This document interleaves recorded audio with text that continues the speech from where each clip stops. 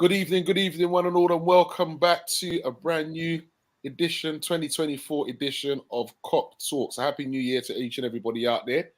Hope you had a good one, a good Christmas, and a good New Year. And yeah, welcome forward, man. Gonna say happy. Yeah, how you doing, Stoney, man? Yeah, no, I'm good. Just he said, this enter into 2024. It's good for Liverpool to be top of the league. So there's no smirking. It's just the reality of it. It's good to be looking. It's good to be looking down on all of these minnows below us, and yeah, we just poke fun at them and just enjoy 2024, man. Yeah, man. So you saying, Doctor, how you doing, man? I'm well, man. I'm well. Listen, I share what Stoney said. It's nice to be top, especially like the way it's happened and the way the team are coming together. Yeah, man. It just feels proper. So brilliant start to the new year, and long may it continue, man. That's right. I hear that. Gonna say big shouts goes out to Billy Smith. Yep, and happy New Year to you as well, mate. Nice to have you back on board. Glad to see Chelsea where they're at after spending £1 billion. Lovely, lovely. Loving life, I must say.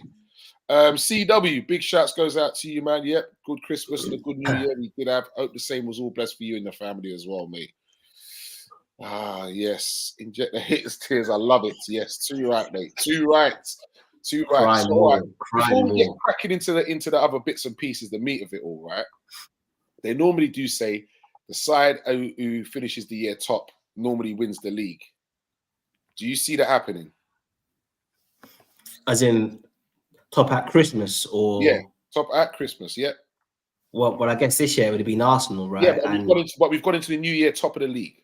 So yeah, Arsenal, no. I don't know these things because I feel like in the modern era, the way Man City and Liverpool have set, I'm not necessarily sure these kind of previous measures of the title are still relevant, to be real. So yeah, I think it's about consistency in it. I guess if you're top at Christmas, then the chances are you've hit a vein of form that suggests that you can maintain that. So yeah, I can see it, but equally, I just know that we're just gonna have to go on a winning run to ensure that we're still here in a couple of months' time, man. Okay. And Billy says that we're just jealous that our owner can't spend like that. Billy, I'll tell you something, mate. If we could spend like that, bruv, we'd be about 20 points ahead by now. You know what I mean? Because we spend less money and get better results. Think about it. Yeah? Think about that. I don't know what Chelsea are doing. So, Stoney, what do you reckon then for now chances of winning the title from where we're at now? Yeah, I think, you know, all jokes aside, and I said I come in here and I like to have a bit of banter, but I think it's one of those things where we're at the moment. I think we're only 3 points ahead of Villa in second place. There's some good teams this year. I know Wolves are sitting down in 11th place, but they're doing good. I mean, look, this time last year, Newcastle were still in the mix. They dropped off for different reasons, but I said Brighton are still playing good football. West Ham, Tottenham, Arsenal, and I said City as well. So, I mean, look, we've come into January playing 20 games and only losing 1 game. We got the best defense in the league, second best goal scoring in the league as well. And we've got a nice squad. I'd like some new additions, but we got a new squad. So let's just embrace this at the moment as well. And let's see where it takes us. And actually, just picking up on what you said, Stoney, about there being like a lot of good teams. I almost feel this season, the more good teams there are benefits Liverpool, because I just feel in previous years, but like we've all seen it, teams just lay down for Man City. Whereas it feels like this year, they're going to have some proper games. The fact that like they're going to now Villa Park now, Villa are brucking them up. Like this is a new thing for them. And I think, so that plays into our hands. And I think second thing is, we seem to have gone back to a real extreme gegenpress approach. What we had like when we first started under Klopp. I think obviously he had to adapt that because teams stopped trying to play from the back and just started going long a bit more. So I almost feel like the more good teams you have in the league, the more good teams that are going to also say like the more teams are going to try and play football, which I guess increases our chances of doing the gegenpress. So I just feel that plays into our strategy as well. So yeah, I think that's the benefit for Liverpool over Man City personally. Definitely, yeah, definitely. I'd say that. So CW says we can't get beach towels in January window. We need to strengthen in the right areas. If we do, it's ours. I also second that. I definitely believe if we 2 additions, I reckon, will be enough for us to add to the squad we've already got, and I think that should be enough for us to bring it home. Myself, personally, I think it will be a bit of a push to do it right now with what we've got, especially with us losing 2 players. And how do you gents feel that we are going to manage losing Endo and Salah? Fact of being Endo our only natural CDM, only natural player in that position, and he's actually started to find his feet now and becoming and showing that he's a very good player. Yeah, it's interesting, right? Because there was a stat going around a couple of weeks back about our performances when Endo plays versus when they don't play. So things like chances conceded, quality of chances conceded, tackles per game, shots on goal, and it's like a night and day comparison. So I guess the question is, does that just indicate what any type of quality DM does for our system, or does it also indicate more how impressive Endo has been personally? Because I'll be honest with you, we played a game in the Europa League a few weeks back, and I was just like, this guy is struggling badly, man. And then, boy, I don't know what it is, boy. If the man had his spinach, or like he went to a Jamaican restaurant or Caribbean restaurant and had some hard food and something, but the man come like he revitalized, like he come like Iron Dread, man. Because, boy, like in the last 3-4 games, the man's looking world class. Yeah, I'm telling you. Realistically, when we played Arsenal, he more than matched Declan Rice. If anything, I say he probably had like a better game. And apparently Rice cost £105 million, and Arsenal should have paid more for him because he's been so good. So Endo's on bits, bro. It's nuts. That he is. Stody, what do you reckon? Yeah, I think it's one of those things as well. I think the only Stefan's obviously still injured, so the only recognised CDM that possibly played in that position, even though we don't want him to play there, is Mac 10. So it's just to see how fit he is. I think Endo's going to be away for a little while. I think Japan's got a friendly against Jordan soon. That's and then right. and then the Asian Cup starts. So it's just to see how far they actually go. I think in the Asian Cup they got Vietnam, Iraq, and I think Indonesia as well. I reckon they're gonna go all the way. Right. So Japan's a hot team, mate. Yeah. So probably similar to what Dr. Blake was saying as well. This is where the depth in our squad is probably going to be either recognized or we're going to see where our deficiencies are. So yeah, we've probably only got Mac 10 that I played there. I know Curtis Jones has played there in a few games as well, but I think offensively he's probably showed more of the area in which will benefit us playing, one of the 8s. I'd prefer him playing more offensively, if I can be sincere. But as I said, if we're looking back on that, then we're just looking at Mac 10. So, but yeah, Endo's been good. As you said, it took a while for him to get up to the pace. I think it's helped that he managed to play a lot of the European games so we can see how fit he is. And he's just kind of bedded himself in seamlessly as well now. So we can only be grateful for his performances. But as you said, we just have to see how we can manage without him. All right, gentlemen, just before we move on there, do you think that Endo now coming good as well, do you think that that's also been part of Mac 10 not being available? I think it's a combination of a few things. I think it's probably shown that our scouting system, that's with Klopp and everybody else that's involved in that, wouldn't have made that purchase if we didn't think that he can fit into the system or systems that we've wanted to play. So it's a credit to Hendo. And as he said, what he's done is probably made sure whoever else comes in has to play at the level that he's been performing at. Mac 10's probably played that role slightly differently as well. But as I said, what I like about Hendo, will come on, he'll get a yellow card within the first 3 or 5 minutes, and you're thinking, Boy. But then he lost. He's not getting sent off. And that's a credit to his professionalism. That worries me, though, man. I'm not going to lie. That worries me. I agree. But what he's shown is that, remember, he's not only just a leader when he was in Germany for his team, but he's a leader for the national team as well. And one of the things that we've spoken about on previous shows, we have a lot of captains in our team, at the moment, and leaders. So, yeah, listen, he's come in, as he said, he's been seamless. Just grateful that he's there. And as he said, I'm confident Mac 10 or whoever else Klopp puts in that position will be just as effective for us. Okay, let's get a few comments in before we move on to some more statements and facts. Okay, if you could spend like that, you'd be in City's position, winning 4 out of 5. Talking about Liverpool spending power. So Bodie's that person who raided all the toilet roll and face nappies in lockdown.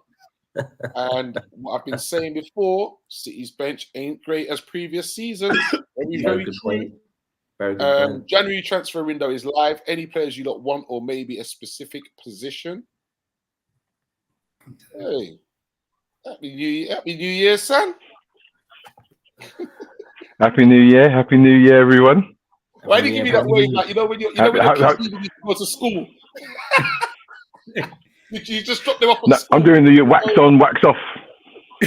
Yeah. They say Arsenal have a pretender as a manager and their bench ain't good enough. Their key players been overplayed. They are out of it for me at the moment. Still a lot of football to play for people to be saying that as well, as far as I'm concerned. And further to the comment of what you said, Doctor, about Endo and Rice, please don't do that. Rice can't carry the whole team the whole time. Rice is double the player Endo is. Rice is carrying the team. And his frustration is obvious. Well, the question would be, if Rice is carrying the team so much, why do they have less points this season than they did at that same point last season? Facts. You know what it is, bro? It's just like sometimes facts don't care about people's feelings, man. And Rice is a very good all-round player, but like I've said to any Arsenal fan who wants to listen, for the role of your number 6, Thomas Partey's skill set is more effective in helping you to break down opposition play, releasing your key players in transition because of his forward passes in Martinelli and Saka. And key important is releasing your captain Odegaard from his passing through the lines as well. Hence, there's no, like for me, I think it's quite obvious this reason why those 3 players have a lot different playing with Declan Rice versus Partey, simply because they don't get the ball as quickly enough or they don't get the ball in transition. And yeah, Rice might be a better all-round player than Partey, but Partey's positional play, technical ability to take the ball on the half turn and play through the lines is better than Rice. So yeah, you have Rice. Stay fourth. Endo has been very good, but don't compare, please, I beg. Oh my gosh. I'm prepared to be hurt again when we lose title to City, but this time by 1 goal. Endo definitely getting better, but still have my doubts. And what do you say? I still think Endo is like Amir Khan. You say that he's a head. I said Amir Khan, you know. You know what? I'm going to track these stats down, but I heard some stats last week in regards to Endo's presence in the first team. And the stats. Yeah. And the fact of the matter is, people can say Endo's headless, X, Y, and Z. The stats don't lie. The fact of the matter is, he's at the moment, well, since he's been playing, he's done well for us. And I'm not comparing to absolutely nobody, because the fact of the matter is every player is different, and Endo does a job for Liverpool that now is allowing other players to go and do what they need to go and do. So for me, Endo, well, I would say continue, but he's off again, and he's off to international duty. Yeah. Friends, Chris Wilson, the military leader, is back. Copy over. He said the military leader landed his helicopter but still left his headset on. That's poor banter, Chris Welch. That's poor banter from you, this one, mate. Come on, get back to the drawing board. Come on. What, your night shift over, is it? He's got a bit of life in him. What was that Endo stat? Trying to find it. Your players drop like flies after pushing City like Arsenal did last season. What is he talking about? Last season or the season before? Must be talking about the season before. Okay. Can't be talking about this season. Yeah, must be talking about season before. Mm. That's just a little blip in it, really. Well, Billy, all I'm going to say anyway, before you keep coating off Endo anyway, mate, is that, you know what? I'm just going to mention Caicedo and Lavia, and then we can keep it moving. Yeah? 177 million there, mate. Yeah. Keep it moving. Not going to lie. What was Endo? 16 million? 16. 16 million, okay. And right now, he's doing the job. He's doing the job of both of them players right now. Yeah, it's a strange one, guys. Isn't it? It's a strange one, man. I was hurt by that one still. I can't even lie. I was hurt. I was hurt. So, we are talking about PSV winger Johan Bakayoko. Talking about Liverpool maybe looking at this player, this young player here. I know Ross has got some comments about this young man. Bakayoko, yeah. I think, look, I always prefer wingers who play on the opposite side of the pitch to their favoured foot. I just think it just makes for like a better spectacle. And what I like about him is, yes, like he is explosive. He's a very good dribbler.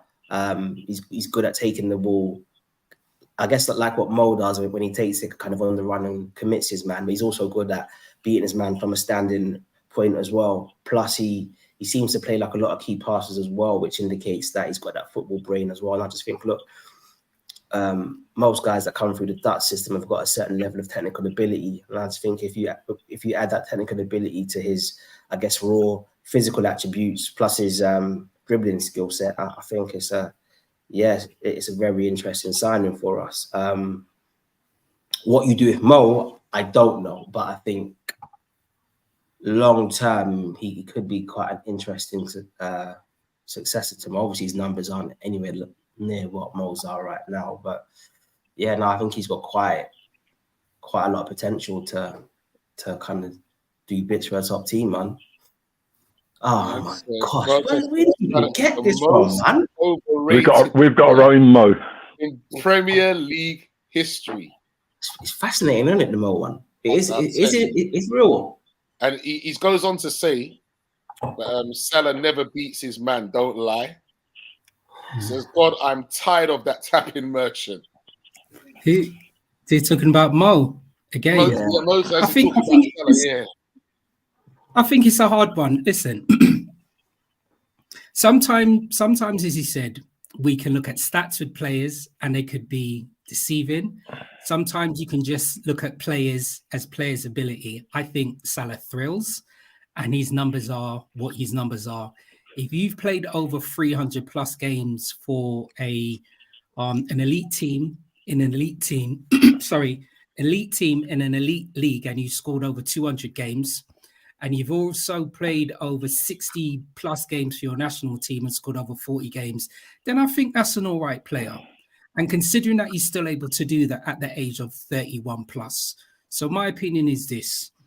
People can say what they wish about Salah, whether he's going to remain at Liverpool after this season or move on. We all know that at some stage players move on, but since 2017, he's been silk. And I'm confident that he will go down as one of the legends for Liverpool and the legends of the Premiership. That is just my opinion. And maybe Motaz is looking at Salah now where, yes, he doesn't beat his man like he did before.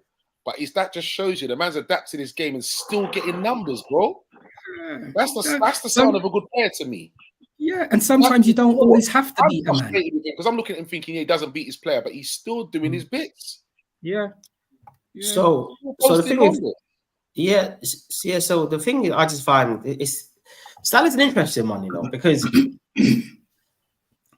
I think if I take a step back and I think about Mo Salah, I think he's not aesthetic. He's not easy on the eye, and sometimes his game, even when he was at his peak, could look a bit scrappy. Sometimes he might get his first touch wrong. Sometimes he might be dribbling at somebody and he might kind of overhit the pass, or he might kind of overhit his touch, and it can look a bit scrappy. So his game isn't 9 out of 10 always technically tight, and he hasn't got what I'd call an easy on the eye style. But because of his work rate and his intensity, if your average silky winger is going to run at someone 5 times a game, Mo's going to run at someone 9 times a game. And out of that 9 times a game, he's going to have a very high success rate of going past people, simply because he might not be a aesthetic dribbler, but he's an effective dribbler. And every fullback he plays against, he absolutely roasts. Like, you ask any fullback who's your hardest game, and they say Mo Salah. So he clearly is a elite dribbler. It might not look great, but he's he's just very good at that. Then you're going to add his numbers, and you think to yourself, he's been a world-class goal scorer. This season, despite playing with the striker who has got the most big chances missed in the Premier League, Mo tops the league for assists as well. If Darwin had just converted his chances at a base level to his XG, Mo's 8 league goals assists is probably like 16 league goals for the season. So you've got somebody who apparently can't do nothing, but is on track to get like 16 league goals a season, and he's top goal scorer, and he's 32. So someone's just like, what? Like, he's been a world-class goal scorer. He's now a world-class creator as well, plus still having numbers. And he's got consistency. I just don't know what more people want other than just to say, I just don't like the guy. And just say it. Like, I just don't like him. And that's fine. But again, facts don't care about your feelings, man. And the facts are... Real talk. He is on course to be defined as probably the best winger of the Premier League era. And that's just what it is. So Billy says Bakayoko is similar to Doku Maduki. Okay. I don't think he's good, you know. I don't think he was that good still. He's definitely good. Okay. For me, these young players being direct is what I love to see from wingers. Very true. Not Jack Grealish. Yeah, oh my gosh, he's annoying. He's annoying to watch. We sell him. I'm tired of him. Oh my. Jack Grealish? No. He's talking about Mo. It's about Mo. That's what Motaz is saying. Well, like, Motaz got banter. Was it something like country rivalry? Where's Motaz from? Because, yeah. Good question. Making no sense to me, Motaz. Motaz, what country are you from, bro? Big one on Sunday, yep. Everton Palace have to replay. Yep, it is a big one on Sunday. We will be talking about that in a while. Oh. Billy asked a good question. Emeritus, would you say Hazard is better than Salah then? Loving these Salah haters is overrated the league, so overrated we are top. Liverpool, go get your milk from your puppies. Oh my gosh.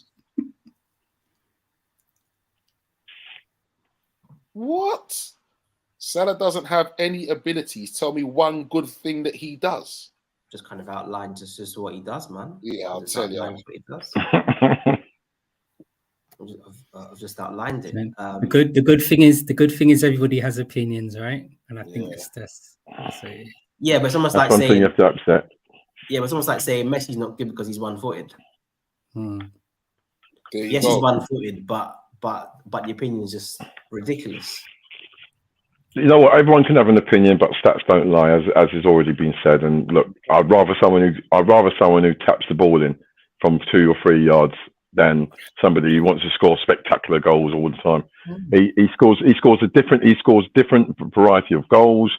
And you know what? I am actually quite impressed in regards to what he done against Newcastle in regards to the 2 assists, the outside of the football. I mean, the outside of the ball. What a pass.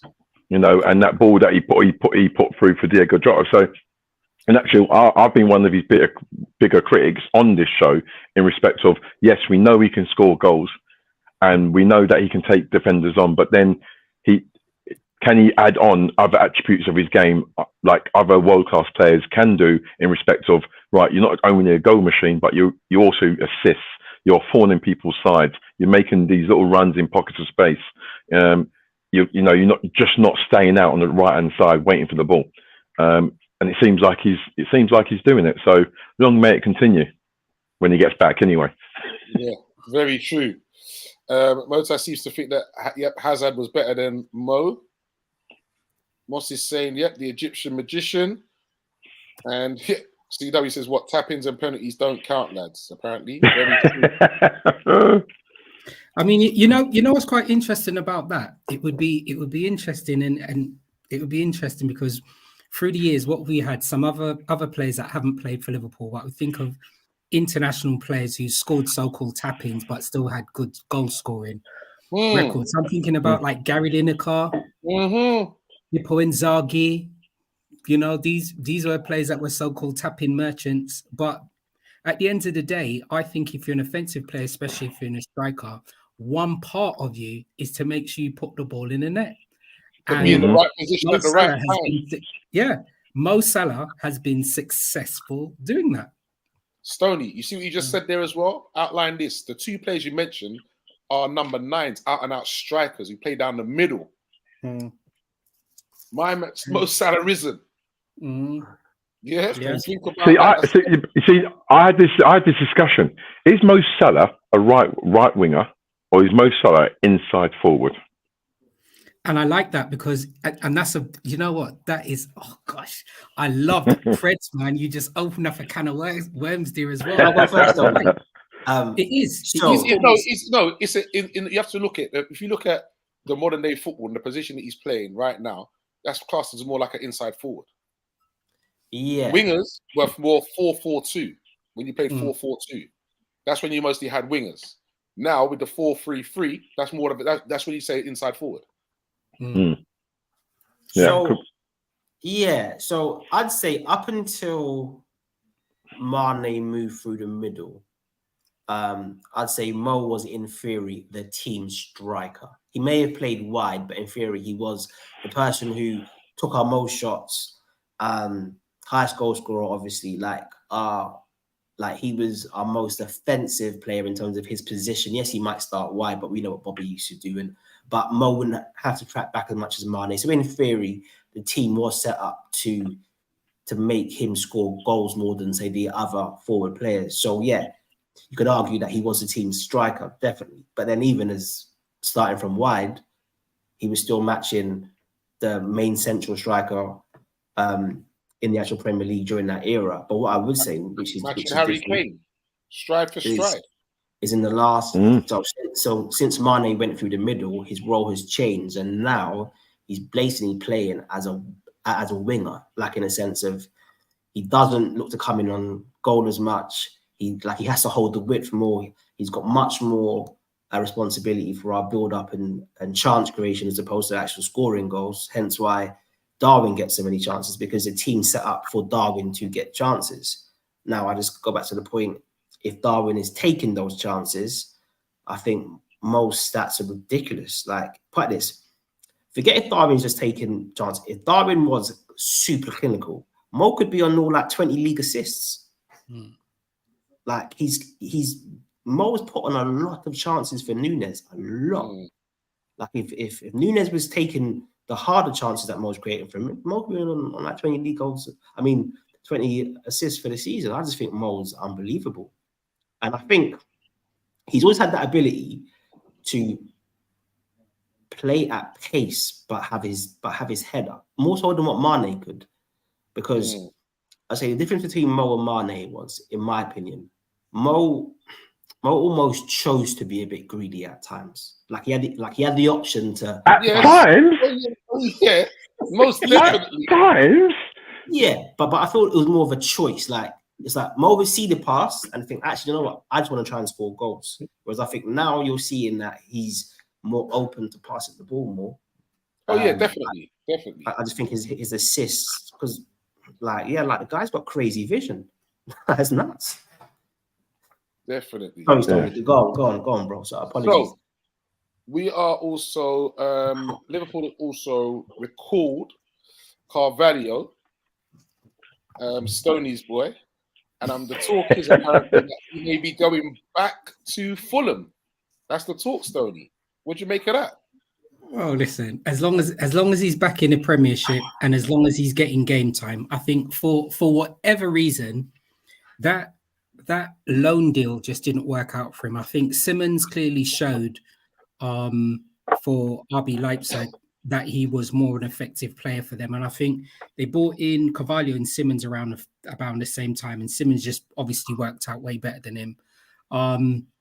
I'll be honest, I did watch a lot of games for while Carvalho played out there. A lot of them were substitution games.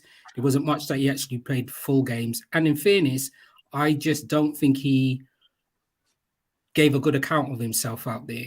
So if he comes back to the Premiership and he comes back to the Fulham, he's back at a place where the manager, the coaching staff, the scouts, and 50% of the players still aware of how he plays. And if it means, look, he's so young, he's 21. If it means that he comes back, he has a good second part of the season and he comes back to us the following season, and then so be it. But I'm happy he's back, and I just want to see this young man flourish. I just want to, you know what? I really hope, and I'm going to play devil's advocate here, I really hope that his deal wasn't cut short because of his attitude. Because there's something, because, you know, I mean, like, he wasn't best pleased going out on loan. Furthermore, hold on for a second, let's just check it out. You're 19, 20 years old. You've gone to Liverpool, and Liverpool believe that you going on loan is a beneficial of your talents. And the things I've heard from in Germany, or I've not heard from Germany, I've gone on like I'm a big thingy. The reports that I've been seeing on social media sites and X, Y, and Z is that his attitude has taken a bit of a dip. So whether he thought that he felt entitled and he thought that he was good enough not to be into, I hope that it's not that case. You know, well, I had it from a good source, some good inside information that he did have a falling out with Klopp, and when spoken about actually coming back to Liverpool, he was basically writing it off. Had no intention. So you know what? Yeah, that's just like entitlement, like this entitlement that he should be playing. He ain't done nothing in the game. Sorry, Stoney, I'm not having a pop at him, but like, but it's just like, you know, look, those are rumours. But I'm going to go on the fact that say those rumours are true. This is how football's going at the moment. You've got a 19-year-old kid, 20-year-old kid, having a disagreement with one of the best managers in the world regarding his decision to put him out. Like, if that's the truth, I'd rather have him. I'd rather not have him. Don't want that sort of entitlement in the club. Who do you think you are that you've come from Fulham and then you think, hold on a second, you've had one bad man game against Man City that you can just walk in the Liverpool side? No. I agree with you. And you know what? The other side of it is Preds. I think it's one of these things as well. I think the tribunal meant that we had to probably pay about £17 million from Fulham, right? I think in this current... It was less than that. I think everything probably would have added up, give or take, right? So even if the worst case scenario was, you got a contract with us until 2027, right? So in football terms, even if he went out on loan and we made that whatever we paid for him back this season or in the summer, then it's a win-win for everybody. Liverpool have obviously received their revenue back. They got a player that for whatever reason doesn't match how Liverpool was, and then he just moves on with his career. So I think it's just a win-win for everybody, really. Yeah. Well, if he had a fallout with Klopp, I've got to be honest, I can't see him going back into a Liverpool shirt. Nah, no chance. So Liverpool have also called back Reece Williams from Aberdeen. Apparently, while he was there, he didn't even get a game while he was there for the whole part of that first season. So that says a lot for me. Not getting a game. What do we do with Reece Williams, gentlemen? Loan him again, sell him? What do we do? So Nat Phillips has come back as well, right? And by all accounts, he hasn't covered himself in glory. Carvalho hasn't played. Now, it might have been unlucky that when we agreed to that loan move, we weren't aware about the Xavi Simmons things happening, and these things happen. But I always felt that Carvalho to Leipzig was concerning, simply because I just feel that for the system that they play, they've got guys who are just better than That's just the reality. Like forget his attitude, his potential. Xavi Simons is one of the best young talents in world football. Mm.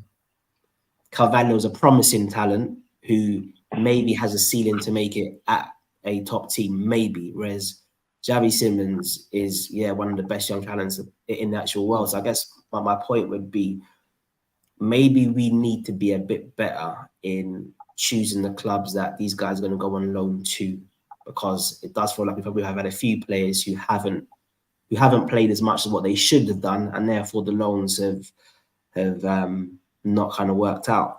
Now, our processes have been Scotland, bro. I Hmm? you're supposed to go to Scotland, brother. One of them doesn't cover himself in glory, and the other one doesn't get a game. Now, So- is that because they're not good enough? Mm. Because Well, Nat Phillips did all right for Liverpool, mate. yeah, but listen, He can't do all right for Celtic.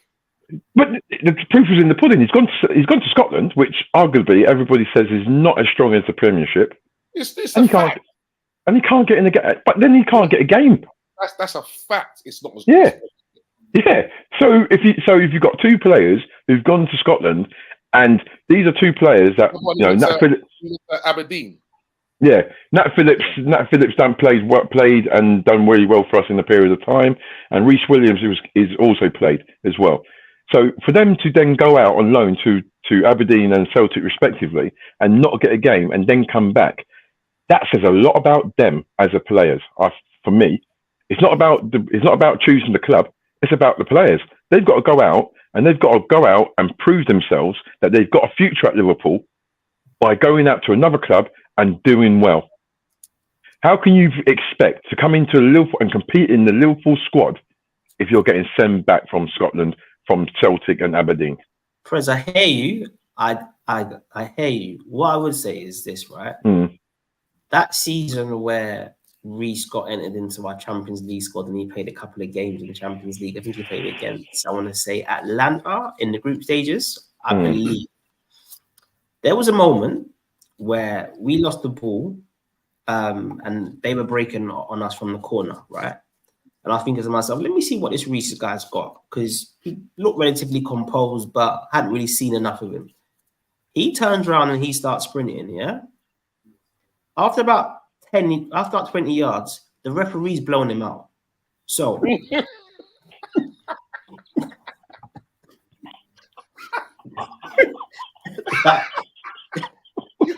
The man's running through, and like the camera angle starts doing this, innit? The referee Man starts coming out of the shot of the camera angle, and you see the referee's running past him. I said, "Yeah, do you know what? Nah. Sprint coaching can't help you. Time the referee's blowing you out. Yeah. Nah. But that season, him and Phillips, we weren't miracles. But again, like for me, like I've always said, him and Phillips, they did get a lot of credit, and rightfully so. However, I think the main reason why we managed to get third that season was because for the last 10 games, we had Ginny, Thiago, and Fabinho in midfield, and we just shut down the whole pitch. So they didn't have to do that much. But the point is, I don't think they're anywhere close to playing like for Liverpool. But for some reason, we know if we play Matt Phillips against Manchester United, he's going to find a performance. It's almost like what he can do for us, he cannot replicate anywhere else. Yeah, but his true levels show up. But for us, I don't know if it's his gummy berry juice, his spinach. But you got to be honest, right? I got to be honest, right? Even if you put, no disrespect, even if you put Tabrice at the back with VVD and Trent right back and Alisson Becker at the back, of course you're going to be all right. Of course you're going to be all right. But then if you think about it, look at the lad now coming through, Kwanzaa. Yeah. He's holding his own. Young lad, come in, he's holding his own. He's mustard, bro. He's mustard. Yeah, holding his own. He's levels above Reece, mate. Levels. yeah, And you got to remember Reece Williams. If you got to remember, listen, I think people forget as well. Reece Williams was playing conference football the previous season before he actually got his chance in Liverpool shirt. He was playing for Kidderminster Harriers. Yeah. So he's gone from Kidderminster on loan to Kidderminster Harriers. He's come in a period of time where Liverpool were struggling and needed. And listen, the players around him, he done all right. But like you said, Dr. Blake, it's like he's gone out on loan, and Liverpool have gone out and said, "Look, what are you like in around normal players?" Normal players, and that's it. That's the end result of it, really. He's not cut the mustard, mate. Yeah, I think they're both garbage, innit? Like, sorry, that sounds harsh, but I mean at this level, like I saw one clip of Nat against Atletico when his feet get confused. He turns one way, he turns another way. I just thought, whew. And I think we should have sold both a long time ago. However, I do believe. I think they tried to sell that, but no one, what it was. No takers. People wanted, other people weren't willing to pay. This is it. Hold on. It was Newcastle was interested in him at one point. And I think Burnley, right? Was it Burnley? Burnley, that's right. Yeah. They're both interested. I think what it was, they didn't want to pay what Liverpool wanted. And that's why they didn't sell him. Yeah, see, there was a moment where we convinced people that like they were both levels. And sometimes you gotta just really. Well, cut your losses and let him go. Yeah, because Phillips. Yeah. Did we not give him another contract? I think so. Maybe so that they can sell him rather than lose him for free. Because you know what it is. Don't get it twisted. He can defend. It's the other parts of his game that you have to worry about, and that, you know what I mean? His lack of pace, everything else. But he's one of them dogged defenders that you wouldn't like to play against because he's just all over. Yeah. He's just dogged. And you're like, where you putting your foot, he'll put his head. One of them kind of guys. You understand? I'll give him that. But then again, refined parts of the games where, like what we have at our club, where you have them elites when they're playing ball. No, that's not him. So then again, he goes on loan to Celtic, whose manager is Brendan Rodgers, who thinks he's the second coming of Johan Cruyff. So do you send him to a manager who wants to play ultra possession technical football? I don't know. I think we need to think about our loan system and what's happening in there, because I think we are having a few too many misses. Yeah, definitely. Okay, so another little report on Genoa midfielder Morten Frendrup. A little bit of competition. Two other Premier League clubs have also been watching and interested. I think West Ham is one, and somebody else is another. But he's only going for about 20 to 25 million. Yeah, I think we can probably get him closer to 10 mil. I think the thing with that is he's probably shown with Genoa he plays more as a central midfielder. He can play as a CDM. He can play over the left midfield. 22. I know he's played a few games, probably about 11 games for the under 21s. I don't think he's managed to break into the full Danish team at the moment. Are we looking for another player who plays quite similar to Stefan at the moment? He does play very similar to Stefan. So that would be my only query in terms of looking at Frendrup at the moment. That's just me anyway. So we'll see. Yeah. Well, it's not really where I think we really should be straight for the right now. I think if we're looking at a centre half and a CDM, I think then and maybe another fullback, then I'd say I think they should be our priority positions right now. Most definitely in the state of the squad that we have right now. And the big talking point is Real Madrid are feeling to offer 80 million for Trent Alexander-Arnold. What, 1.8? No, that's right. First and foremost, is 80 million enough? No. Forget it. We got no interest. We don't need money. Ain't going nowhere until we don't need the money. You ain't going nowhere. 80 million. They're just taking the mick, aren't they? They're taking the mick. Not interested one bit. Yeah. You know what Madrid do though? Madrid are clarks, aren't they? Because they say 80 million, but they know the prestige and the name of the club. Like once that gets into players' head, that's very difficult to get out. Like Real Madrid want you. So then Real Madrid are then counting on the player to be unhappy that the clubs are not selling them. So then the selling clubs then is backed into a corner to say, well, you know what? His head's been turned, blah, blah, blah. All right, we're going to have to take it. But I think Liverpool are a bit stronger in that resolve. Like, it's one of those where it's like, look, you can offer 80 million, but if that's your valuation of him, then yeah, you're taking the mick. And that's one thing I like about FSG. He's a Liverpudlian lad as well. Yeah, playing for his boyhood team. Yeah, playing for his boyhood team. He's vice captain currently. You know what I mean? I think he wants to captain the team, and that. So I can't see him going anywhere for now, anyway. Yeah, but but you know what? People said that about Steve McManaman. True that. True. I think that's a bit different, though. You know, in that I feel Trent's got a different kind of connection to the club in a sense of, yes, I know they both kind of come through the youth system and that, but I always got the impression that Maka wanted something different, if that makes sense. Yeah. Whereas Trent just wants to be at Liverpool. But then I also think as well, I think one of the key differences is just like the club is in a very different place at a moment in time. So someone like Maka did he even play Champions League football for us? I can't think that he did. Okay, fair enough. Back then it was only the top one, and then I think it's UEFA Cup. I think it was in, yeah. But we weren't competing for major honours. We weren't competing for Champions League. We weren't competing for the league, so to speak. So I think it's a different context right now. So someone like Real Madrid comes in for you, they're just superior. Whereas right now, Trent's played in 3 Champions League finals. Someone also mentioned that, you know what, he could be out for a new challenge because he's won it all. That's true. I don't think so. You know. I don't think so.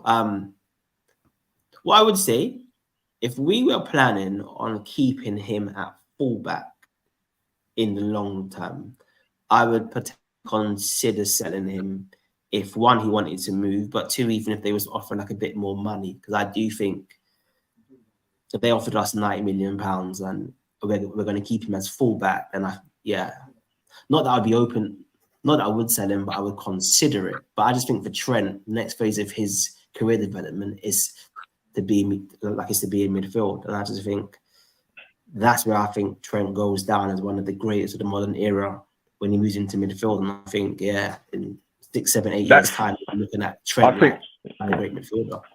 I think that might be our saving grace.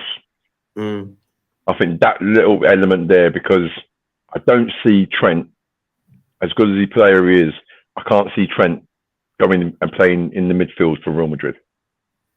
No. I can see him playing as a right back and then coming in like he's doing now, but as a mainstay in the Madrid midfield. Like the Madrid midfield is like, it's a midfield that you'd only see on FIFA or something like that. It's nuts, and the potential. Remember, a couple of them guys are getting old, you know. I know, but they said that before. They've got the 2 French boys, though, isn't it? Thank you, Chukwuemeni and Chukwuemeni was playing centre half the other day, and that's the point. Injuries. So that's the point. Injuries, that's the point. Also, if you've got these elite players that have come in to possibly replace Kroos or Modric, and they still can't move them, there's an issue.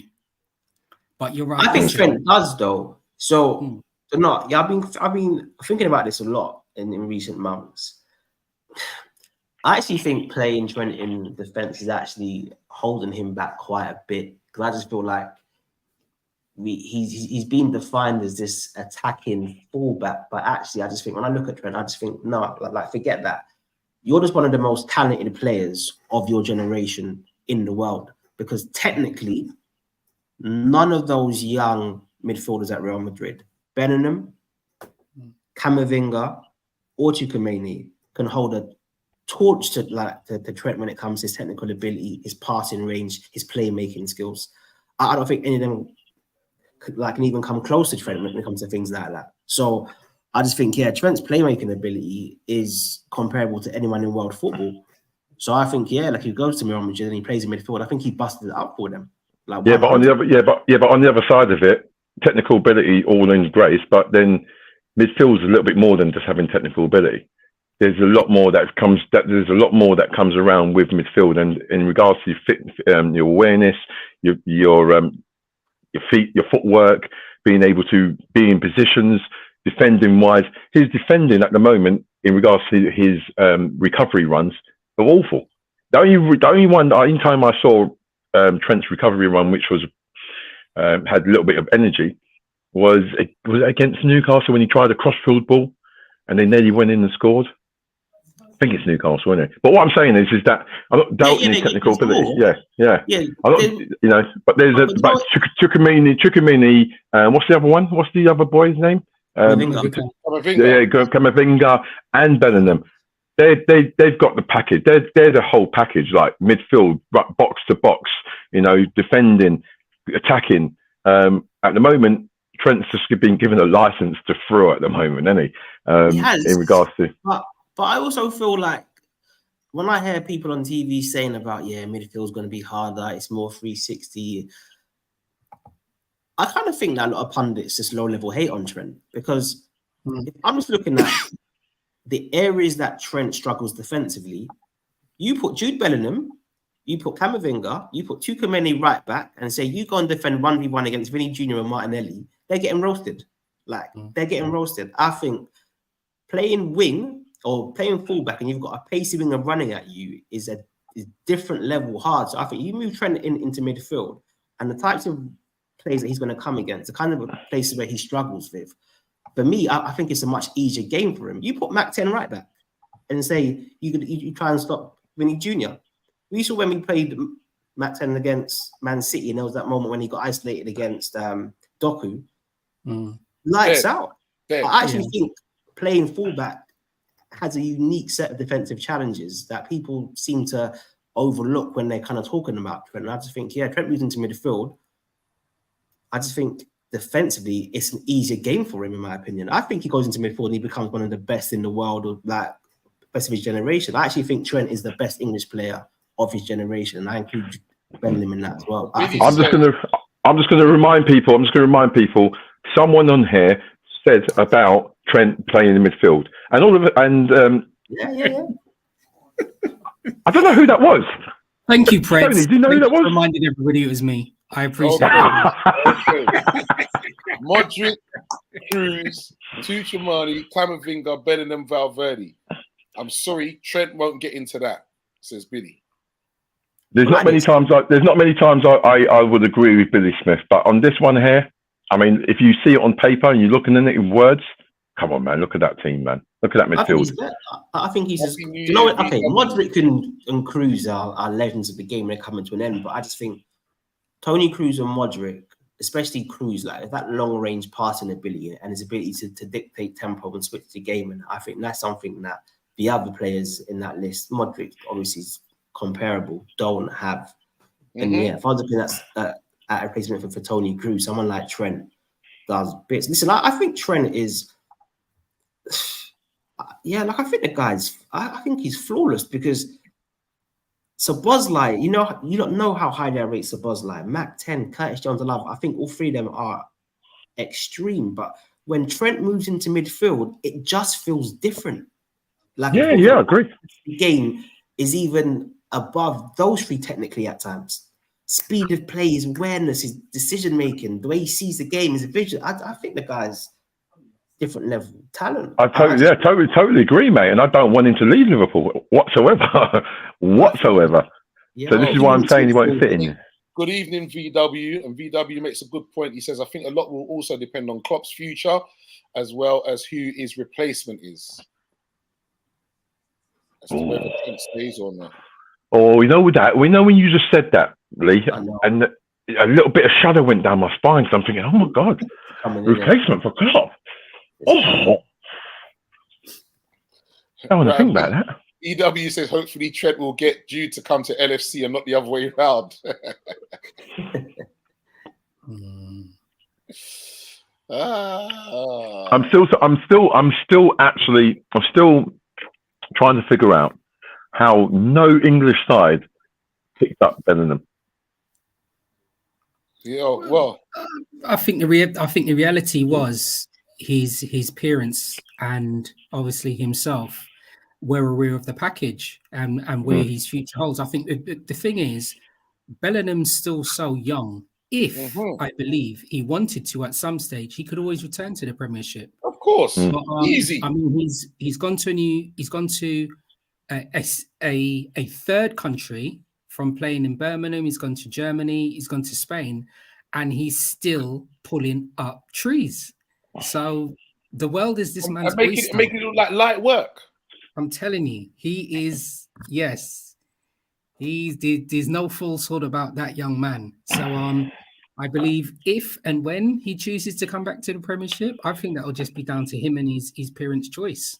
Doctor, Billy says that Bellingham is levels above Trent in midfield as well, mate.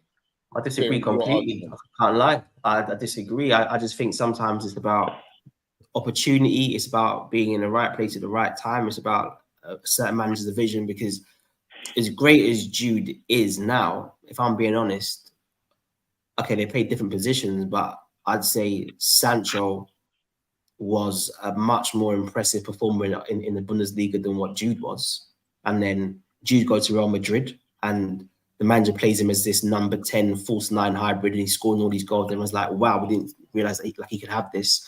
And then Sancho goes to Manchester United, and he's now having to go back to Real Madrid. I mean, to Dortmund. I think sometimes it's just opportunity. And I just think, yeah. Remember, Trent's come through as a midfielder, right? He's got moved to fullback because it was seen as being the easiest way to accommodate him into the first team, or be the easiest way for him to kind of get through. And we know that Klopp will just work with what he's given. Klopp was happy to play Reece Williams and Nat Phillips, who can't perform for Aberdeen and Celtic. This is what Klopp does. But I generally believe that fullback is limiting Trent's game. And I just think, look what Trent does on the cup. That shot that he took, I guess we might talk about it, when he shoots from the corner flag nearly, and then he bends top corner and all that. Jude can't do kind of things like that. It's the post, yeah. The audacity. Jude can't sniff that. Jude doesn't have that kind of imagination, technical ability to kind of sniff these kinds of things. I think Trent is a unique talent who is actually underrated. I think the guy's ridiculous. Again, directed at you, Dr. Blake. Camavinga's played left back and done solid, so completely ruins your argument.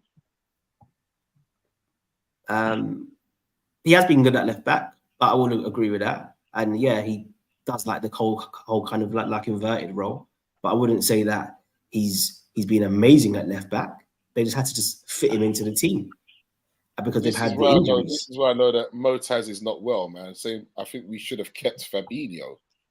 I think Motaz is a bot. I think so. Yeah, honestly, I just think Trent is special. By the way, Doctor, Motaz wrote earlier, he said that he's from Jordan, and he said just because I'm Arab doesn't mean that I have to like Salah.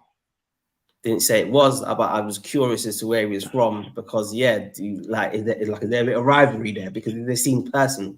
I'm not gonna lie, they seem personal. Man can't lead the league with assists and then we call a tapping merchant. CW says play Trent in midfield, get an Iheanacho type defender in who can cover at left back, play Gomez at right back, and get another DM, and that's what we need to win the league. Sure. Yeah, because even that, right? The whole Trent in midfield thing. Why was this automatically this place that Trent's going to play number 6? So it's like, why would he play number 6? Because he's played fullback. The guy is a attacking weapon. Why would he not be a number 8 or a number 10 or a box to box guy? I just think Trent is crazy underrated, crazy. But hey, people will see at some point in time. No, I think people are seeing it now. I think it's just like even that one against Newcastle when he's hit the post, the audacity to try something like that. Like the cheek of it. From that end. But then that just kind of gives you insight into his confidence. Like the guy is a confident guy. I loved it when he tried the crossfield ball and it got cut out, and VVD absolutely ripped him a new one. Yeah. Right, but the fact of the matter is that didn't impact on him in a negative way. It kind of, in actual fact, I think he got better from then. I think he actually got better. But no one's doubt. I certainly don't doubt Trent's ability, and I think there's more to come from him. And I just hope that it's going to be in Liverpool shirt. Okay, so we're gonna have two more comments on this now before we have to move on because this is getting So I know we're into like the games yet. I know. Billy It's Blakey's fault. Doctor, Billy is on to you right now, mate. So he says Trent is phenomenal and genuinely is a generational talent as a midfielder. He'd be incredible, but come on, Doctor. I respect your opinions in general, but you fumbled the bag here with these comments. So he goes on to say, Bellingham takes positioning, awareness, physicality, IQ, shooting, dribbling. The only thing Trent has on Bellingham is passing, which includes range and technique. I'd say like the only thing he's got is passing, which includes range and technique. I'd say the difference between all of these guys and Trent is Trent has been a key player in a team that has won major honours. He hasn't just been a young player who was promising, who contributed. He's been a key player in terms of 2 or 3 key players in that team. He's been one of them. And it seems like this is overlooked when people talk about Trent. Trent isn't Cafu or Roberto Carlos or Dani Alves. These guys are attacking fullbacks whose major role was off the ball movement, stretching play, providing width, being the overlap to the creative person on the pitch. We have not seen a fullback in the modern era who is the team's playmaker and runs the game with their technical ability on the ball. What Trent has done in modern football is unprecedented. If someone can find me somebody who plays like Trent, I'd say show me it. Hence why I just think like we have to look past this guy as being some attacking fullback. The guy's just an attacking, talented player who just needs to just shine on the pitch. I think the guy's just different level. But that's my Trent run done. Okay. Okay. Let's get into a bit of Liverpool Newcastle before we get into this preview of our upcoming FA Cup match. Okay, so 4-2, gentlemen. All right, let's first off, as we normally do, let's have these player ratings then. I mean these match ratings, team ratings first and foremost. So Stoney. I would listen, this game for me, team ratings ebbed and flowed because how I felt in the first half, how I felt at the beginning in the second half, and how I felt at the end of the game completely changed, right? So team performance at the end of the game, I'd give us a 7.5. Okay, Doctor. 9. Okay. And Prince. I'm in line to agree with Doctor. I'll give the team 9. Ooh, that's some big scores there, boy. 9s and 9s. Okay. So, Stoney, why did you what differed for you then? What was it? Why is yours a 7.5?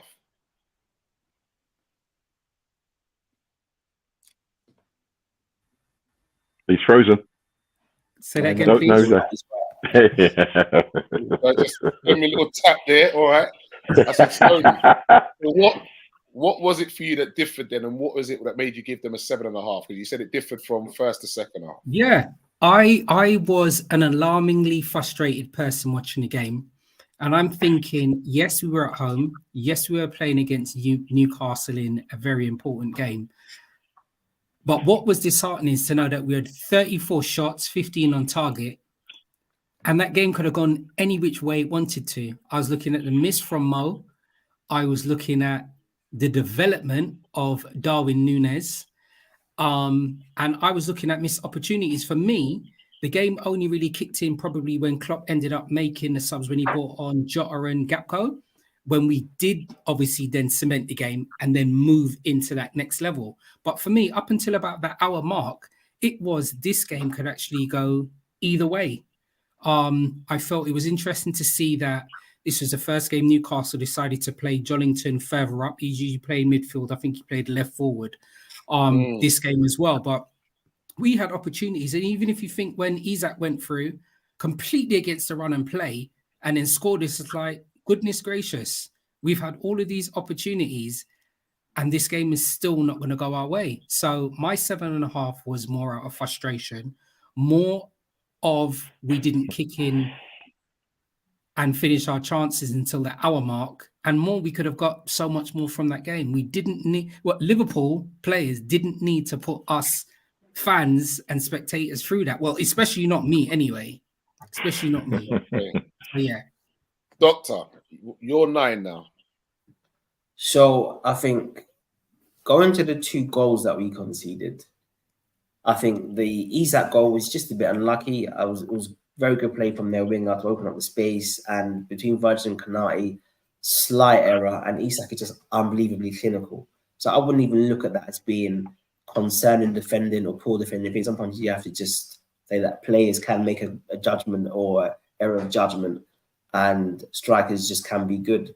Their second goal is more about how we defended the set piece, which is normally good. I think it's because our central striker stands in the centre of our centre back. So typically that would have been Núñez, but obviously Jota's come on, he's doing that role, and it just didn't work. So those are the 2 goals that we conceded. But I think, both of those goals, it's just structural issues. There's nothing to be alarmed with. But I thought our counter-pressing was unbelievable. The way we just won the ball back, the gegenpressing, the intensity of the performance, the way we defended, like with our pressing, was amazing. Chances created, the interplay, the variety of our attacks, the relentlessness, the intricate play. I thought all of that was absolutely top draw. What let us down was individual mistakes. No, I wouldn't say that. Was individual quality regarding the finishing. But I just felt, as an actual team, I thought the performance was scintillating. And if Darwin drinks his spinach or eats his spinach, then I think we could have been like 6-0 up. Okay. Freds. First of all, I was frustrated, like Stoney was, and then I had a little kind of epiphany came. I'm like, this is Liverpool Newcastle. Of course, it's like this. This is what the fixture is all about. Liverpool Newcastle, and I was frustrated, but I was always confident that we would win the game. We had enough chances. Mad chances. I'll fume with Salah with his penalty. But other than that, look, we played well. Look at the chances we had. Look at the amount of possession we had. We scored 4 goals. Yeah, we should have scored more goals, but ultimately we came up to a goalkeeper who was having a good night. I mean, most of the shots were quite... I mean, I'm not going to devalue any of his saves. I mean, he's there. He's had to make saves. And it looked like it was a personal duel between him and Darwin Núñez at one stage. But then, we made very good substitutions, and we then ended up running away with it. So, the players just absolutely went for it. They went for Newcastle, and we know Newcastle are not going to just lie down. Newcastle are going to come back. So we played really, really well. Good team performance. We were attacking threat, and then we've got attacking threat to come off the bench as well. And all in all, I thought it was a really, really good team performance. Okay, so people do remember, hit that like, that share, and that subscribe. VW says that's the pain of the transition we're in. We're not killing games off as quickly enough. Our opportunity to win the Premier League is as good as it's been since 2020 and may give us a false sense of reality. He then goes on to say, we must remember we're well ahead of schedule. Just a quick of my take on that Newcastle game. When I saw how we started and how we went for them from the off, I just, I wasn't worried. As you say, a bit frustrated, but you know what? I wasn't worried. I just knew it's going to be a matter of time. It's going to come because we just kept on at it. And I just said, it's going to come. It's definitely going to come. We're not going to lose this game. Whereas beforehand, sometimes you're starting and you're looking, you're thinking, oh my gosh, what he's not doing. I was like, nah, boy, these boys are on job today. They are on job today, I must say. All right, gentlemen, we will go with player watch. And the first player, and the reason why I picked him is because he's been playing out of position.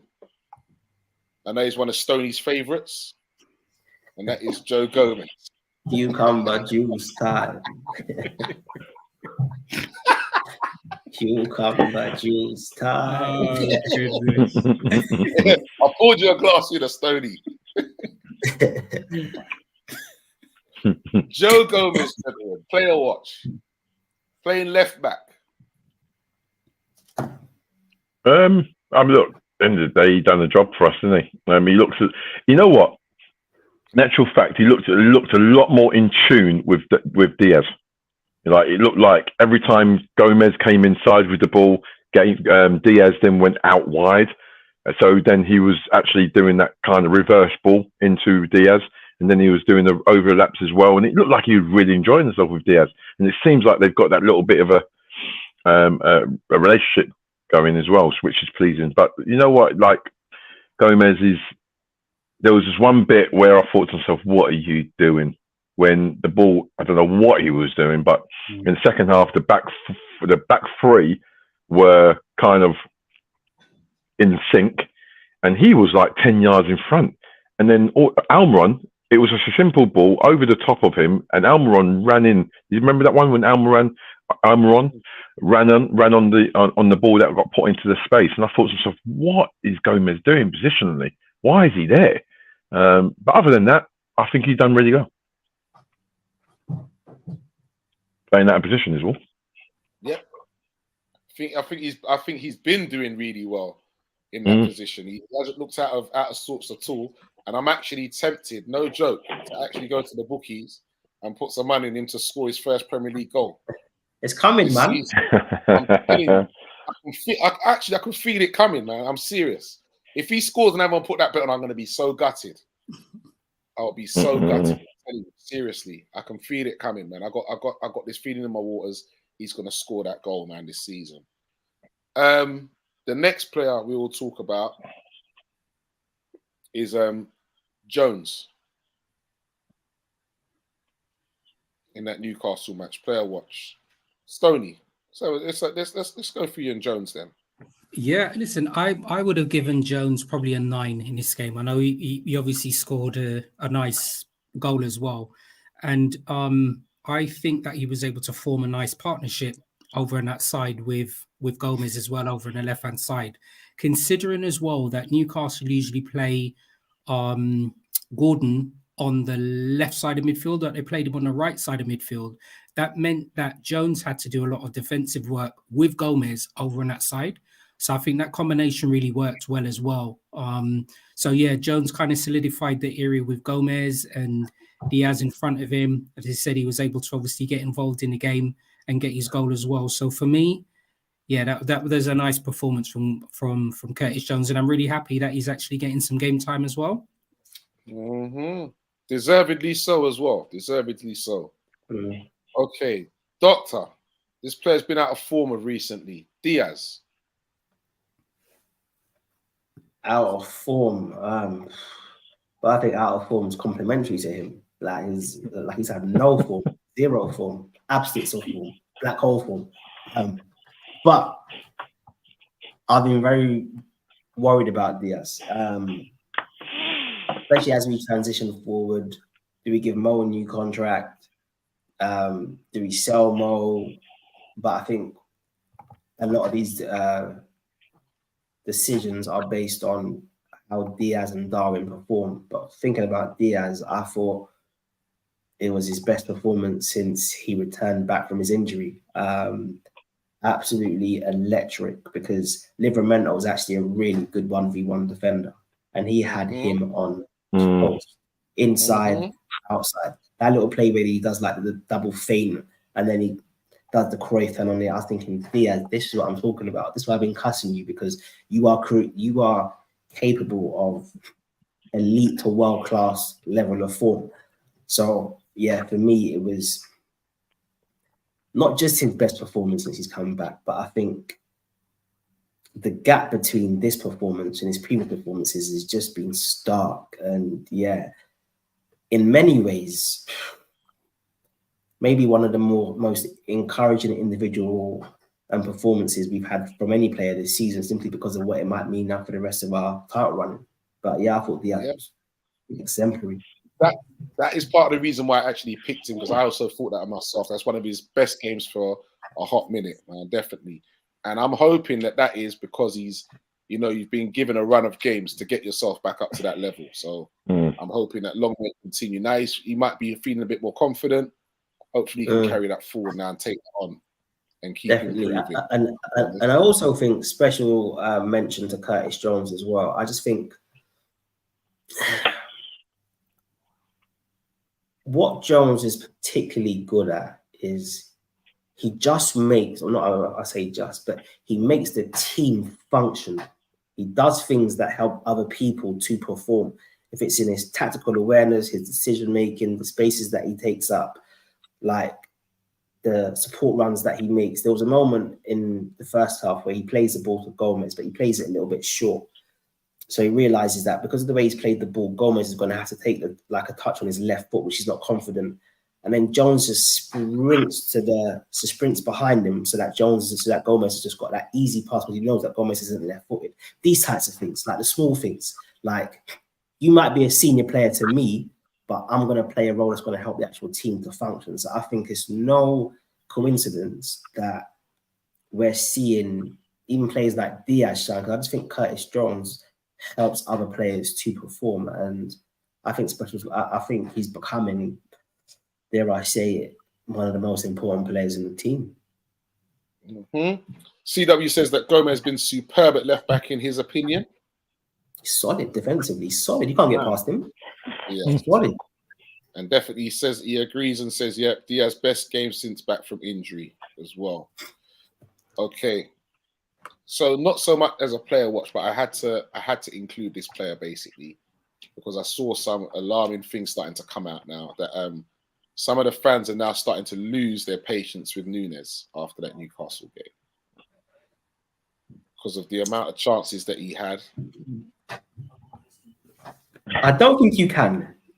I think going back to what Preds and Sonia were saying about feeling frustrated, and even Vinny as well, because let's be honest, the only reason why it was still a thing was because Núñez just couldn't take his chances. But then equally as well, Mo does an appalling penalty, in my opinion, appalling penalty. So if Mo scores a penalty, it feels a bit different. But actually, let's move the shine away from Mo and think about Núñez. And I just think, yeah, he is missing chances, but his overall game is still very good. The Mo Salah goal that Núñez plays in the assist, the way Núñez just does that little one-touch pass from that Trent ball into Szoboszlai's feet was level, little intricate play. I think he still has a positive impact on the team. And although he's been wasteful, I don't think they're bad misses, if that makes sense. I think in terms of what he's trying to do and the shot that he's taken, so they're bad misses from the point of view that he should score the chances, but they're good efforts on goal, if that makes sense. Like I don't think they're terrible efforts. Like I think, end of the day, I think he's making the keeper work and work now, well as well. If that makes sense. Yeah, he's making the keeper work, and he's in the positions to have those chances. Now we know how fickle us football supporters are. We'll be on his back saying, I can't believe he's missed it. And then it takes one moment of grace for him to slot the ball in the box, slot the ball in the onion bag, and all of a sudden, all is forgiven. Like, you know what I mean? Like, I think people, Núñez, like Vinny says, I think Núñez is the man. I was frustrated with him as well. However, that hasn't diminished his work rate, his willingness to run and close people down. You know, he great awareness for our first goal when he squared it for Salah as well. So, you know, it's work in progress for me. And I'll be more concerned if Núñez weren't getting those chances. CW, I tell you, you know what? I think he's got this right as well, you know. He's best on the left wing, like in Benfica days. If he's a boxer, he'd be losing every round. Then KO his opponent in the final. Deontay Wilder, you know. Yeah, listen. That's just true for me. I can see that it's true. VW says when he clicks, he's a problem. Yeah, we know that, but the thing is, he's not clicking enough. The question is, do people think it will click? Sorry, just forget being positive that we're fans and we want him to do well. Like, let's just take that emotion out of it. Do we think it will click? And you know why that's such a good question? Because I think if he was a striker or an offensive player at another club and he was performing in the same way, I think he would be ridiculed and belittled by Liverpool fans. That's just how I feel about it. Yeah, so maybe I'm looking at Nunez in hope, but also what I'm still comforted with is that we are looking at a player really in a work in progress. That's the way that I look at it. There are some players that are elite already and, you know, finishing goals like Jermaine Defoe at that age or what have you. Nunez is a different type player, and I do believe that he's going to come good for us. I really do believe that. Yeah, he's gonna stick. But where's criticism for Jesus at Arsenal? Nunez has more goals and assists, way more. And actually, they're two completely different players. Jesus does not get in the areas or the spaces that Nunez gets. I don't think that he causes that threat as much in behind. I think you can watch Jesus, and his game is more in the wide positions. He's cute. But he's not like a Bobby. So even when he drops in from that position, so I think the comparison with Nunez and Jesus, I think is just like yin and yang there. I do apologize. I would say, yeah. I would say that Arsenal, it's an Arsenal problem, isn't it? Jesus can't go in behind and things. It's an Arsenal problem. But really says, if we were 8th in the table, I'd be saying something different. Listen, if we had Haaland, we'll be speaking something different. If we had, if we had Jude Bellingham, we'll be saying different. We don't have him. It is what it is, and we're dealing with reality. So I'm sorry. That's just how I feel. We're dealing with what we have. There was a good. The boy's going to come. Yeah. There was a good article in one of the newspapers today talking about Nunez, one of these kind of like online dudes who does good like tactical pieces on our players and patterns of play. And the point that he was making, and I'll share it in the actual group, is basically the quality of Nunez's efforts is quite high. So yes, he's missing the chances, but then it's almost like, with that whole kind of XG and all that kind of stuff, it's almost like there's this new metric that basically does post XG. So after the chance already being hit, what then is the quality of chance afterwards? And with Nunez's, it always goes up based on where he shoots the ball. So in other words, he's always making the keeper work, and quite often he's been unlucky. But someone like Jesus, not only is he not scoring, they're bad efforts. They're either straight at the goalkeeper or they're wide. But Nunez does tend to put it towards a corner. It's just the keeper still getting it. So it seems like he's doing the right things.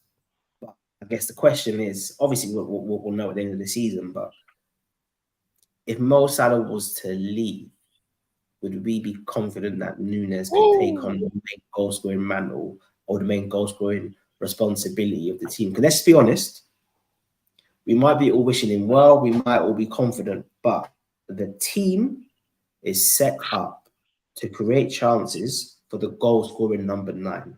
Nunez gets most of our chances because that is what the coaching staff and the management are coaching on the pitch. You can see for our patterns of play, we are set up to create chances for him. So the question is, are we confident that he will basically be able to take on that main goal scoring? Well, we've got to back him. He's a Liverpool player, and until I see different, I've got to back the guy. Look, everyone's not perfect, and we all knew that he's not the finished article. And like I said before, like Klopp's got our coaching team have got this knack of getting players and making them into well-rounded players. So I think Nunez has still got time. I was really on my point was to call Nunez a flop, which okay. Yeah, I've got confidence in him. I've got to. He's a Liverpool's player. Okay. So yeah, Chris is saying that basically my point was people call Nunes a flop, which I understand on price tag, needs to do better. But Arsenal fans told me Jesus came in to score goals. So I've seen more goals from Sunday League players. Right. Big shouts goes out to Endsman TV. Nice to have you on board, sir. And Man City were happy to get rid of Zinchenko and Jesus. Ain't good enough for a big team. Nunes is completely different to Voronin. Wow, Voronin, you know. Mr. Bag of Chances. I can't believe you brought that name up, man. Vinny's a character. You know what? Someone said Nunes is going on like the new Ronnie Rosenthal. I was like, no, don't put him in that category. No chance. But that's a good point, Vinny. He's part of the reason why we are where we are. Very true. Very 100. Like Darwin impacts positively on the team. The team plays better when he plays. We create more chances. Like forget the chances that he gets, but we're like our threat level is just that more higher. And look, if Darwin becomes just forget clinical for a second. If he becomes like, well, if he can't forget he's clinical. Can't forget being clinical. Then he becomes, in my opinion, like top 3 in the world. Because I think everything else is in place. Everything else. Yeah, but he doesn't become the top 3 in the world if he's not clinical. Nah. No, he says forget being. He says he was going to talk about being clinical. He says, well, forget about being clinical. But just if he just becomes a bit more, if he just starts taking chances at a high rate, his game will be really up. But yeah, right now, look, as much as he's doing well, but I just think with his goal scoring record, you can't be best in the world or like in the top bracket, in my opinion, with the rate that he's missing. Yeah, I know. But listen, on another thing, and we're talking about Newcastle game. I just wanted to ask a question. What do you think about the Jota penalty? It's a penalty. Look, I'm not debating that, right?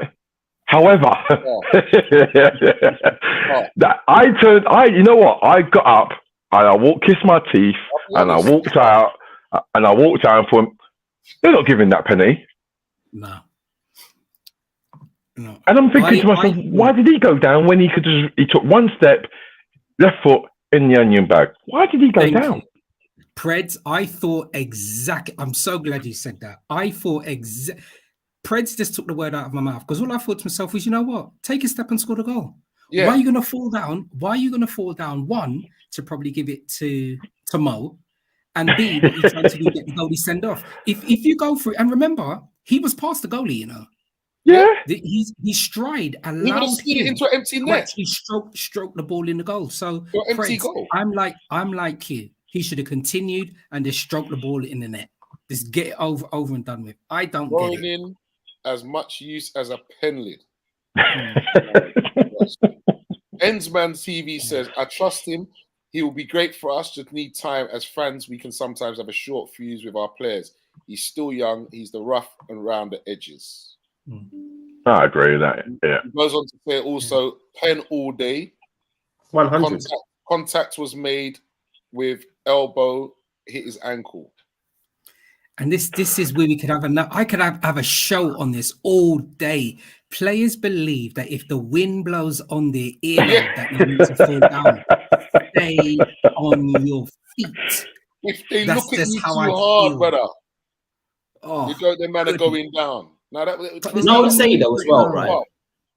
Yeah, do you know what I'd say as well? Like you know like in boxing when they say that, like the punches that catch you, the ones that like you don't see. Yeah, I just think if you're Jota, you've gone past the goalkeepers. Like it's not like he's come towards you and he's clipped you as he's coming out. Like you've gone past. So Jota hasn't seen the contact. He's just felt it. So in theory, he's not expecting it. He's literally looking for the ball, and as he's about to step or make his stride, his ankle's then just being hit. So I just feel like, yeah, why would you not then just be kind of unbalanced by that? Like it's not like he sees it, jump, like rise the challenge, and then chooses to go down. I think it just literally like takes him by surprise. He's not expecting it. And I think in some ways I agree with you, but in other ways the game has gone to that point where, like Sony says, a little wind, a little breeze on your earlobe, and they want to go down.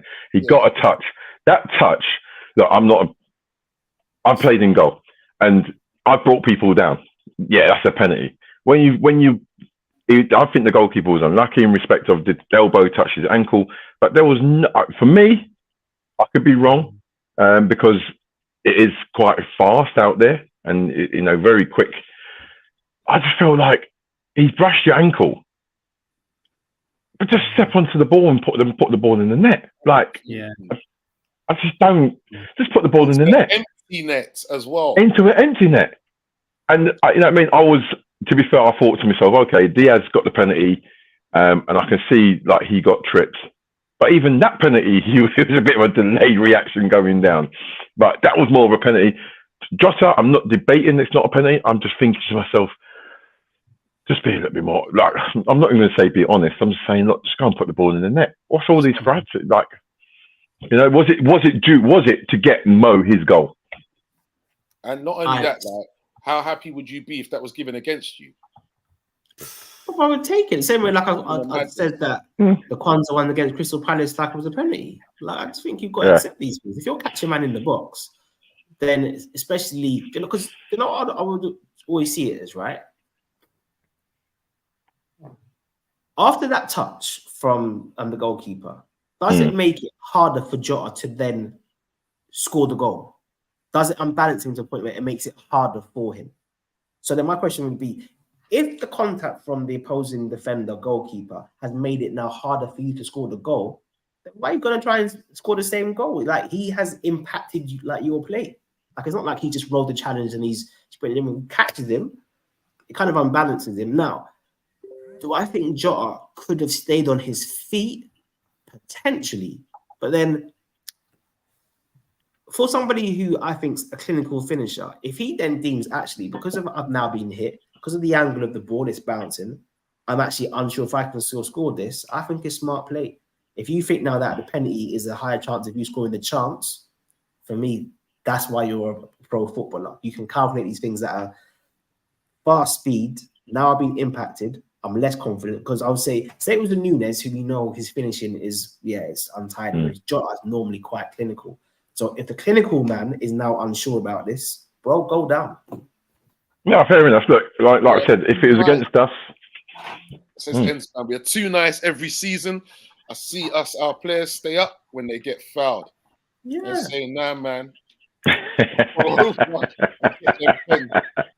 We got Odegaard playing basketball and all that at Anfield last week. Look, that's what he says. Plus, they owed us one. They didn't give us versus Arsenal. Well, they made up for it by giving us two. Yeah, well, I'll take it all day long, mate. It was just one of those things to create a bit of conversation because, like me and Stoney, me and Stoney got those opinions, and opinions are wonderful in this, and this is what we do. This is why we do this Kop Talk. Yeah, that's why we do it. Okay, gentlemen. So moving on now. Big game coming up on Sunday. FA Cup versus Arsenal. Do we go all out, gentlemen, with our side? Do we rest players and concentrate on the league? What do we do? Considering that we've lost 2 players already, and Szoboszlai's got a little bit of a twinge as well. How do we approach this Arsenal game? Actually, what's the update with Szoboszlai? Like, has there been any news? I've not seen no major news. I was trying to look for some today. Didn't really see nothing. Same thing in him. I mean, just see him left holding his hammy. So that boy needs a rest. Yeah. Definitely. He needs he can't. You know what? He hit the ground running, and that was beautiful. And I think he's again. Like Nunes, he's contributed, like every other player has contributed to getting us where we are now. I just think like now he's running on a little bit of empty, and and he just probably needs a couple of weeks rest. If he's got a tweak in his hammy, that probably gives him about a week or 2 weeks just to kind of rest, because there's things he was doing. He was forcing things. It seemed like he was forcing passes and running all over the place, and it was just like, okay, you can tell this guy is kind of running on empty. So if he is out, I'd rather him be out for the FA Cup game rather than Premier League.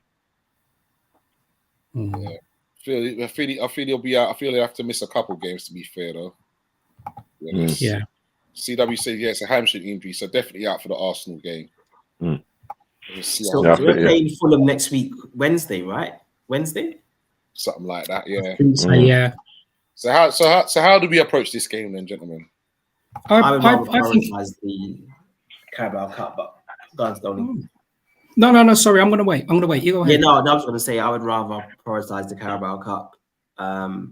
Obviously, I accept that the FA Cup is a bigger and more prestigious competition, but I just think with the injuries that we've got, our unexpected title challenge plus the Europa League, the way the last season when we tried to compete for 4 trophies, I think we'd be minded to try and do that again just yet. So obviously, if we get through against Arsenal by playing a rotated team, then great. But for me personally, let's not be greedy. I would prioritize the Carabao Cup. Okay, Stoney. I think it's gonna be interesting. I was looking at a few things as well, and it is as the show's progressing and we're looking at some of the comments and thinking about the depth of our squad. I can actually see Thiago and Stefan. They're due to actually return back. They've actually been training. So I know Thiago was out with his hip. Stefan was out. Thiago, swear. Yes. It must be Christmas, boy. I can actually see them. Black Santa hashtag. Yeah, I can actually see them featuring in games between now and I think Mo's back probably around the 4th of Feb. So I can see some of those players featuring in the squad. Could that be another reason why some of these players have actually been recalled from loan as well? Just to bolster up the squad before the transfer window closes as well, and just to make sure that we've got enough players to actually get us through this period as well. I don't know. But I see Thiago and Stefan featuring. It's good for us that Jota's obviously come back. Mac 10 got some game time to play before Endo goes off with Japan as well. We know that Harvey's going to be involved in the mix as well. I'm looking forward to it. But as you said, for me, I just want to go in full strength against Arsenal, full strength against Fulham, full strength against Bournemouth, on the remix against Fulham, done the dance with Chelsea, and then come back for Arsenal on the 4th of Feb. So yeah, full steam ahead. And I think our squad is strong enough as well. So yeah. Okay. So Ensman says Robertson back soon as well. Thiago back soon. CW says I'm greedy. I want to win everything. Thiago and Batis have escaped from the NHS basement. Ensman says Dr. Blake, no Thiago slander. No, listen, I rate Thiago, man. I'm just saying this. Yeah, it'd be nice to see him back on the pitch. Nice to see him back. Dr. News annual goal versus Arsenal. Man saying that they forgot that Thiago exists. And everyone's saying we have a nice gap between games this month. We have some rest time. Have we got any games at 12:30? Oh. No. Thank God for that. No games at 12:30. But do you know what? In talking about gaps, because we got Arsenal on Sunday, right? Yeah. And then we've got Fulham, as Dr. Blake said, on a Wednesday. Then we've got a gap before we got a gap. We got a gap, and then we play Bournemouth, I think, on the 21st. And then we got Fulham on the second leg. Yeah, you're right. On the 24th. And then we're home to Chelsea, and then we've got Arsenal afterwards. So the only gap that we've really got is between the first leg of the Liverpool game against Fulham and Bournemouth. All of those other games are like every 3 days, you know. They're close. They're not. The gaps aren't as big as we actually think they are. So, do you think that this period here could be a defining moment in regards to Liverpool's season? Because if you think about those gaps, that's two cup games or 3 cup games if you could do the League Cup, and then you've got the league games, and then after that I should imagine after that little period it's going to be the Europa League. Europa League will be back. Yeah, Europe's back. So, do you think this could be like a defining moment in Liverpool season? If we get through this, Business time now. Business time. The season starts right now. Seriously, no jokes, man. No jokes. Business time starts right now, gentlemen. So Yeah, how would we see this Arsenal game going then, gents?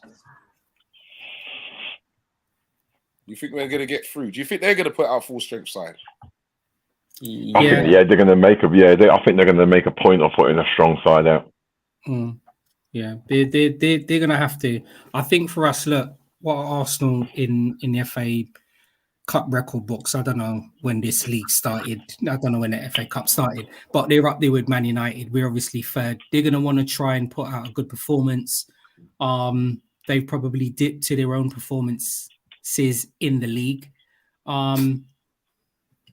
Yeah, they're going to go for it. So I believe they're going to have a full strength. But I'm confident, regardless of what Arsenal put out, I'm still confident that we are going to get a victory against Arsenal. So Didn't they lose against Forest last year? I can't even remember. Possibly. I'm not sure. I think that was when they wore those shirts, because they're going to be wearing those white shirts again Sunday as well, aren't they? Yes, that is a point we was going to talk about. Actually, they're going to be wearing them white shirts for the campaign against knife crime. Right. Absolutely. Yeah. Nice.